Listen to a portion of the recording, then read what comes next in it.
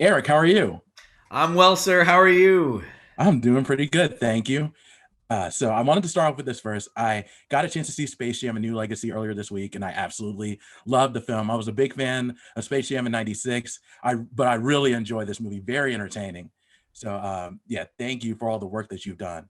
Oh, that is so good to hear. And I know, I'm a fan of the original too. I grew up watching Yeah. MJ and Bugs on the big screen in 1996. And to know 25 years later that I get to be a part of like a retelling or a new version of this for new audiences is such a thrill. And to hear you say that is such a big sigh of relief. Woo! Woo! Well, of course. But in this film, you voice Daffy Duck, Porky Pig, Elmer Fudd, Foghorn, Leghorn, and Marvin the Martian. And I wanted to ask you this first. You and obviously Jeff Bergman have done plenty of voice work for Looney Tunes characters. So when you're doing a film like this, how do you split things up? Because I know you've done similar Looney Tunes characters in the past.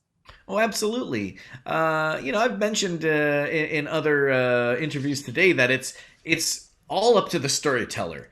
And Yeah, we grew up in an age where a remake or a reboot or a reimagining, a retelling, a reintroduction of these characters. Hey, we should have Porky say this.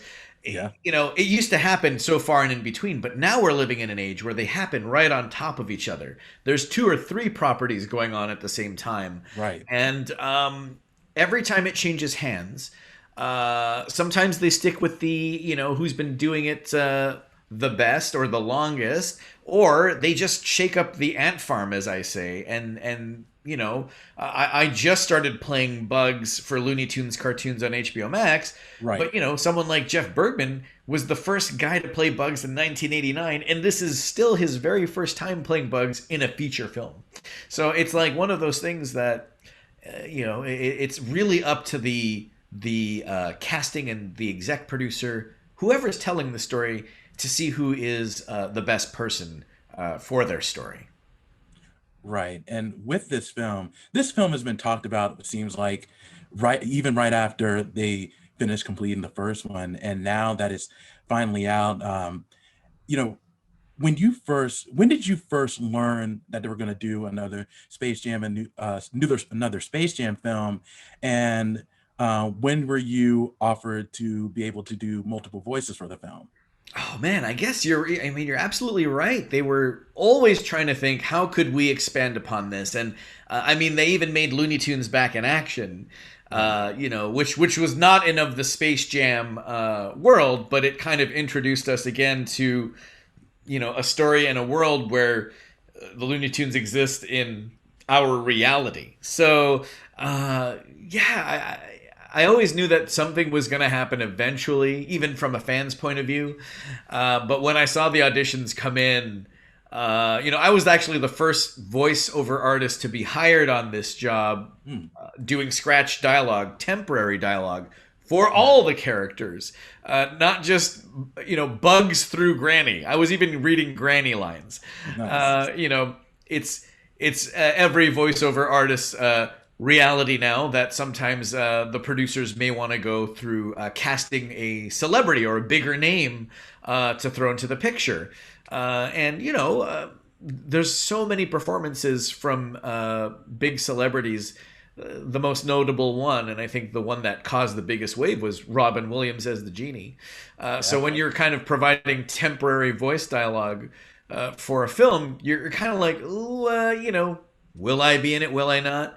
But they stuck with us, and I couldn't be happier for that outcome. Not for me, but for Yeah. the integrity of the characters and how we remembered them. Absolutely. And there are a lot of great scenes in Space Jam and New Legacy. Um, what would you say would be your most favorite film or most favorite scene, I should say, that you were a part of? My favorite part of the movie is when Marvin is introduced. Again, Yeah. I've been voicing Marvin the Martian for about a decade, Earth creature, and just that scene for me, sitting in a screening at Warner Brothers on the lot, watching Marvin pop up on the big screen was, I say, one of my favorite parts of the movie. Absolutely. I enjoyed that scene as well. Another scene I enjoyed was Porky Pig rapping, doing a rap battle, kind of like what you see on MTV's Wild and Out. You mentioned that you're the voice of Porky Pig. Um, did you have a role in the sense of coming up with the rap lyrics for Porky Pig? Oh, I'm good, but I'm not that good. I'm no Drizzy Drake, you know. I am from Toronto, but yeah, Murs, famous lyricist, rapper, performer, hip hopper. He ghost wrote on this one, and he was the one responsible for all the raps. There's actually the soundtrack for that. The EP for that is out now on Water Tower Music or Water Tower Records for Warner Brothers, and it includes a portion like of a Daffy Duck rap that I don't know if we ever get to see in the film, but it's when people hear the name Daffy, all they're thinking is duck. When they hear algae, all they're thinking is yuck. I got LeBron and Bugs, so who should I fear? The best tune squad in over 25 years? Nice. Yeah, I mean, like, doing that for me is if you're a true Space Jam nut, you'll know that on the original soundtrack there was a hidden track called Buggin', performed by Billy West as Bugs Bunny, written by Sean Carter, aka Jay-Z. Absolutely. I actually, that's one of my favorite soundtracks. Now that you mentioned that, and Buggin's one of my favorite tracks. So definitely, oh yeah, it's always entertaining to hear Looney Tunes characters rap. But when you talk about other voice characters and other voices, one of the things in Space Jam: New Legacy is some of the NBA players offer their voices, whether it's Anthony Davis, Damian Lillard, even WNBA players Diana Taurasi. How do you think they did as doing voice work? Oh, they're great. Like, they all offered, like, you know, what their characters, how they became the Goon Squad in this movie is amazing. And again, so relatable and believable, like, you know, in a sense, tech-wise, that, you know, that we're living in this age where it could happen that way. And, you know, for someone whose, you know, profession and career and life's passion is to, like, you know, play basketball professionally, for them to hop in the booth and use their imaginations and allow themselves to be free and let go, they did a great job. I have zero notes, and if they can only help me with my jump shot, that would be the trade. There you go. Absolutely. And speaking of that, you know, obviously LeBron James is the lead in the film. And I doubt this happened because of everything that's going on, but were you able to have any interaction with LeBron James at all? Oh, absolutely. Okay. We were recording about almost 2 years ago. So I was in the booth at least 4 or 5 times with LeBron, doing a lot of the scenes where he plays himself as an animated character in the movie. And, you know, at that point, again, I was only providing temporary voice dialogue, but I was performing it like these were the actual takes, you know, to give LeBron something really final to act off of. So he had, like, a good sounding board. And how was he just working with him, just being around him, because he's one of the biggest stars in the world. So how was it like working and interacting with him? I mean, intimidating at first, but I mean, the handshake was like this. Like, this is my hand, this is his. So it's, of course. I took a picture with him, and it looked like I was standing in a pothole. But you know, he's larger than life in person and on the big screen. But genuinely a nice guy. Couldn't have met a more passionate guy about this film, and everything he carries on the court, he takes with him to work on the set and in the booth, for sure. Oh, absolutely. And earlier you mentioned how you're doing the voice for Bugs Bunny in Looney Tunes cartoons, and I got a chance to watch that as well. Did you ever think that you would be voicing Bugs Bunny, because he's such an iconic character? You know, obviously it started with Mel Blanc, and you mentioned Jeff Bergman. Did you ever think you'll be able to be part of this Looney Tunes universe in the sense of voicing Bugs Bunny? Well, Mr. Jones, I'm glad you asked that question. Not in a million years, Doc. Ain't I a stinker? Oh, yeah. But what was that audition process like of doing Bugs Bunny? Because I'm pretty sure that had to be pretty competitive. Well, I'll tell you, it's in the span of a decade, I only auditioned for Bugs twice, ever. Okay. And that goes to show you how often they will go back to the drawing board with these characters. Yeah, I mean, anytime you see an email saying audition for Bugs Bunny, it's like Warner Brothers saying, here's the keys to the Cadillac in the Warner Brothers garage. You can take it out for a spin around the block. Don't scratch it. You know, like it is one of the most recognizable and coveted roles a voiceover artist has the opportunity to play. And when it comes to voice acting, was that something, or I should say, when did you realize that you want this to be something that you do as a career?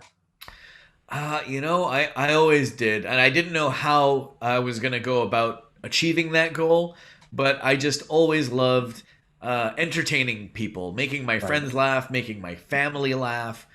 Making you laugh just by doing this. I see you're smiling already, Brian. See, I know I'm doing my job right. But yeah, just making people happy. That's all I ever wanted to do. And with Space Jam: A New Legacy and then Looney Tunes cartoons, it looks like Looney Tunes is, and it's always been a part of just television and entertainment, but really more so in the 50s, 60s, 70s, and 80s when they were part of Saturday morning cartoons. And, you really don't see Saturday morning cartoons as much or if at all. But do you see that ever coming back, especially with the emergence of Looney Tunes and Space Jam? Oh, absolutely. I mean, the difference now is that, we only got to see cartoons on Saturday mornings, or if we raced home after school. Now it's at every viewer's fingertips with all of these streaming channels like HBO Max. Not only do they have Looney Tunes cartoons, but they have every version going backwards to the original. And I just think it's wonderful that we have these abilities now, and we have, the demand is there clearly. A lot of people are going to see this movie, I think, and I think they're going to be so happy with the outcome. And speaking of people watching this movie, and this is the last question before I let you go, there are going to be some people who are not sure about this new Space Jam. They may be fans of the first one. They like Michael Jordan, probably don't like LeBron James, and they probably don't think this will live up to the expectations. So for those who are not unsure about this new Space Jam film, what would you tell those people in order for them to come check out Space Jam: A New Legacy? Well, I say to the people that have their doubts about it or are kind of iffy on it, give it a shot, because I think you'll be pleasantly surprised, not only by how entertained you'll be with all of the amazing visual effects, the characters are exactly as you remember them, but there's a huge family aspect to this movie that adds so much heart to this version of the movie that I don't think the original one had. The father-son bond between LeBron and his son, I think that's going to resonate with like a lot of families out there. So, I'm a dad myself, and I cannot wait. I, for one, cannot wait to watch this with my son. So, absolutely. And you mentioned the family aspect. I think that's the one thing that really stood out with me when it comes to Space Jam: A New Legacy. So a really excellent film. Again, I really enjoyed your work on it. Thank you so much for your time. I really do appreciate it. And congrats on everything that you're doing right now. Yeah, that's all, Brian. That's right. I appreciate it, Eric. Thank you, sir. I appreciate your time. Yeah, no problem. You take care. Jeff, thank you so much for joining us. We really appreciate it. Thank you. Thank you for having me, Brian. Yeah, and so we were just talking a little bit off camera about, how I enjoyed the movie. It was a great story. I thought everything about it was fantastic. So one of the things I want to ask you first is, when you first heard about Space Jam: A New Legacy and that you were going to be voicing Bugs Bunny, such an iconic character, what was your reaction? Because we weren't able to do it in 1996 with the original. Brian, I was stunned. I mean, I was epically stunned. I was so stoked. I couldn't even believe it. Because my career has been almost 40 years. Yeah. So to be part of this film, and I kind of got the sense from seeing the script early on, I thought, you know what, this is going to be something kind of special, I think, and to be a part of it and to play such a big role as Bugs Bunny, I just thought it was. I mean, I'm still trying to pinch myself to think, like, did that really happen? And then when I saw the trailer, I was freaking out. It was so insane. And then I was geeking out watching other people watch the trailer. Oh, and then there was that Zoom thing where, like, all the people are on the screen and you get to see everybody react. And so, I mean, it was so much, there was so much excitement that when I got the news, I couldn't believe it. Oh, I bet. That had to be really exciting for you because just everything about Space Jam, it was such an iconic film in '96, and then this is getting so much hype. And as I mentioned, it was just a really well done film. But you've also voiced Sylvester, Yosemite Sam, Yogi Bear, and Fred Flintstone. So, and I think one of the things that stood out with this film is you just saw other cartoon characters like Yogi Bear, like Fred Flintstone, characters that in Hanna-Barbera, not necessarily part of Warner Brothers. So what was it like? And even though it was just a small role, what was it like to voice those characters, those Hanna-Barbera characters in Space Jam: A New Legacy? Oh my God. It was very unexpected because when we first got the script, I think there was maybe one or two Fred Flintstone lines, but it wasn't assured that he was going to be in the film. So when they said it's definitely going to happen, I have been doing Fred. Let's see, I've been doing Fred Flintstone for, oh boy, I guess it's about 20 years now. Yabba dabba doo. I was that exuberant. I just couldn't believe that. Oh my God, Fred Flintstone's going to have a line in Space Jam. And then it was maybe a few months after that, or maybe a little bit longer. They said, Jeff, would you do Yogi Bear as well? And so, hey, boo-boo, I'm smarter than the average bear. Oh, Yogi, if I were you, I wouldn't touch that picnic basket. You'll get in a lot of trouble with the ranger. So, I mean, this was my childhood. I grew up with Yogi and Huckleberry Hound and of course the Looney Tunes. So that their worlds were colliding together. I mean, it was the coolest thing. So what? Yeah, and so what would you say? And there's just a lot of great scenes in this film. What would you say would be your favorite scene in Space Jam: A New Legacy? Ooh, okay, now, Brian. No one has asked me that question. Okay. That's I should have expected that. Okay. Yeah.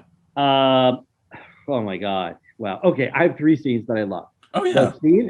One scene that I loved is, remember when Bugs turns from 2D to 3D? They showed that. Yeah. Okay. So, like, it was only like back in May, it was post-production. I had to make the sound effect for that. Okay. So we had, everything was done, but it's like his arm, it's going up his arm, and I had to make that sound effect. So okay. Yeah. that was like so cool to do that. Yeah. And so it took us like about 10 minutes or so to try to find just the right reaction that Bugs had. So I love that scene. Well, I guess I have to say the last scene between Bugs Bunny and LeBron James at the very end of the film, when he did 2D animation, that was really special, and we did it several ways. Okay. The director had me do it a lot of ways. We tried so many different options. I didn't know what was gonna be in the film. So I loved that part because it was the reestablishment, the reconnection of the relationship that Bugs Bunny had with LeBron. And I think maybe you could say that the Looney Tunes helped him reconnect, to his son and the sort of youthful part of LeBron James, and let his son quote do me. I just think that was a cool kind of acceptance moment. And so the last thing was really fun. And then, oh my God, geez, there's just, like, God, when I got to be Batman, Bugs Bunny is Batman. Yeah. That so cool. I mean, like, oh my gosh, I'm going to be in a costume as Batman. And then there was a scene where Bugs is in the bar and I become the bartender. So I Right. love it when Bugs Bunny gets to play other characters. Oh yeah. And yeah, and then there was oh my gosh, there was the scene with where Bugs Bunny is Captain Kirk. Yes. That was so much fun to do that. Yeah. Oh, so, absolutely. Yeah. Yeah, those are all great scenes. They're all entertaining. But one of the scenes that you mentioned is LeBron James. I talked to Eric Bauza yesterday about working with LeBron James in the studio, just collaborating with him, and how much of a larger-than-life figure he is because he's such an icon. What was it like for you working with LeBron James? Well, here's the thing, Brian. When I first got the call about Bugs Bunny, that was March 20th, March 4th, 2020. So we were in a lockdown situation. Right. And I don't know what Eric's situation was. I think he might have actually been on set a little bit. I never got to meet LeBron James. Oh man, okay. Yeah. So I know it's so weird. So I will probably meet him on the red carpet on Monday for the premiere. Okay. Yeah. So, but what they had, the director would read LeBron's lines, and they had somebody who sounded a little bit like him. They had a scratch track, and then I heard LeBron's reading. Yeah. So I kind of had a sense of where he was and what he was doing with the character. So they made it really easy for me. But everyone thinks like that we met and worked together, but we haven't. Like Tim Allen and Tom Hanks never met each other. When they did Toy Story, they met at the premiere. So I can't wait to meet him. Yeah. So is it the same thing for Zendaya, who voices Lola Bunny? Was it the same situation where you didn't get a chance to meet her, but you will meet her soon? Yes, I'm fingers crossed, hoping that she will be at the red carpet premiere. I would love to meet her. And the same thing with Don Cheadle. Oh yeah. I mean, what a great, and Sonequa Green Martin. I mean, such great actors. So I'm really stoked about that. Oh, absolutely. And when it comes to Bugs Bunny, you were the first person to voice Bugs Bunny after Mel Blanc, and that was like in 1989. At that time, did you feel the pressure that you had to live up to what Mel Blanc has done with Bugs Bunny? Because Mel Blanc is obviously a legend when it comes to all the voice that he's done. But did you feel that pressure that you had to live up to those expectations? Well, it's hard to say, Doc. When I think about it, yes, it was. It was like he was like the Grand Master, like the Yoda. Right. So I mean, there was nobody before him that ever got credit for being a voice actor. He was the first one that got voice characterizations by Mel Blanc. So I never felt that I was replacing him. In fact, it was really intimidating. I was 29, and it was just happened very fast. He passed away on my birthday, and 3 weeks later, I'm auditioning for Tiny Toon Adventures. Wow. Yeah, and it was it was really fast. Yeah. And then I worked with Chuck Jones, who helped create the character. So, and that was nerve-wracking. So it was all really happening quickly, and I don't think I had a chance to process it like this film. Has taken over 2 years. People talked about it. We never thought there was really going to be another one. I mean, it's just been going on for so many years. So, but I mean, I kind of think of Mel Blanc, if you will, like Sean Connery is the original James Bond. Yes.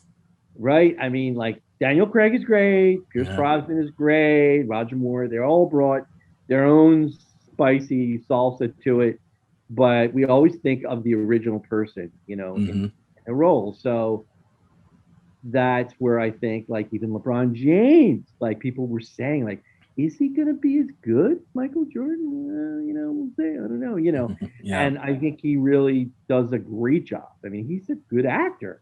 Yeah. Yeah, he really is. So, but I think I'll say it this way, Brian, I feel inspired. And because I met Mel Blanc, I sort of take that with me in all the sessions that I've been in. I met him. I got to meet him when I was 20 years old, 40 years ago. And he was giving a lecture at the University of Pittsburgh. And I found out where he was staying, knocked on his door at 10 o'clock at night, Yeah, you could really do that today, right? Oh, of course.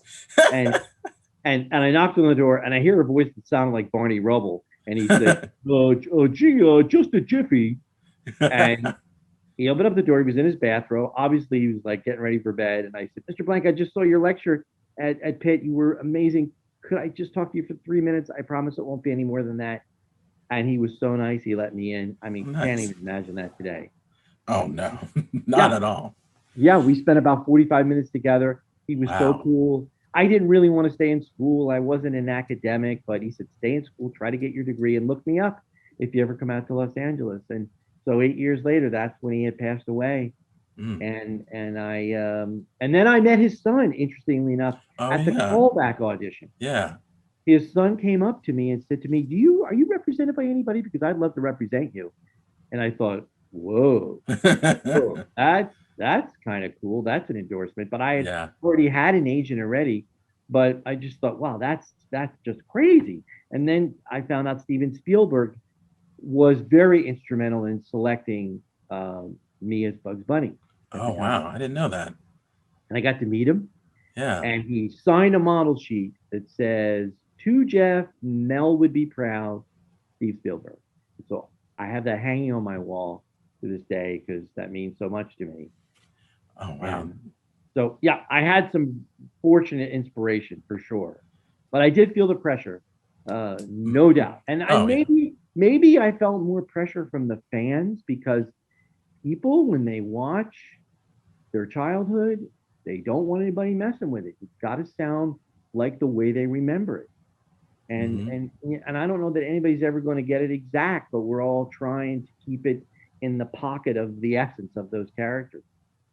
Absolutely. And one last question for me before I let you go is, you've mentioned you've been doing this for a while, but how long do you see yourself doing these voices for on a full-time basis? Because obviously you can do it for so many years. You can do it for as long as you want, but how long do you see yourself doing this?